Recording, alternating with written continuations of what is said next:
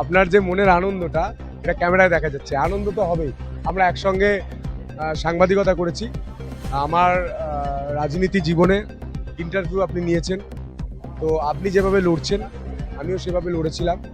এবার আপনাদের জন্য আমাদের এখানে আসা, সংবাদ মাধ্যমের কর্মী, তাদের তাদের তাদের সুরক্ষা দেওয়ার দায়িত্ব এই সরকারের।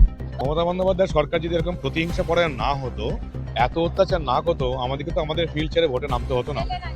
জেলে না পাঠাতো, মানুষকে জাগানোর জন্য আমাদেরকে মাঠে নামতে বাধ্য হয়েছে। আমি তো ভালোই ছিলাম। সিপিএম আমলে সিপিএম এর বিরুদ্ধে খবর করেছি, তৃণমূল আমলে তৃণমূলের বিরুদ্ধে খবর করেছি। সাংবাদিক থাকলে হয়তো এই যে বিজেপি নতুন সরকার আসছে, হয়তো বিজেপির বিরুদ্ধে খবর হতো, কিন্তু আমাদেরকে মাঠে নামতে হয়েছে। রাজ্যের যে অবস্থা, মমতা বন্দ্যোপাধ্যায় অভিষেক বন্দ্যোপাধ্যায়ের সরকারের যে অবস্থা ছিল, একটা চোর চিটিংবাজের সরকার, দূষণবাজের সরকার, রাজ্যটাকে উচ্ছন্নে পাঠিয়ে দিল, 50 বছর পিছিয়ে দিল, আমাদেরকে তো বাধ্য হয়ে নামতে হলো।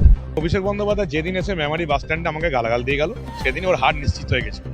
কারণ ফেরেবাজ ভাইপোকে বিশ্বাস করে না।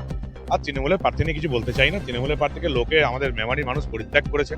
খুব পরিষ্কার কথা, মানুষ ভোট দিয়েছে বলে আমি জিতেছি। আমাদের কর্মীরা অক্লান্ত পরিশ্রম করেছে। 14 দিন মাত্র সময় পেয়েছিলাম। এই সময়ের মধ্যে আমাদের কর্মীরা রীতিমতো পদ্মফুল ফুটিয়েছে।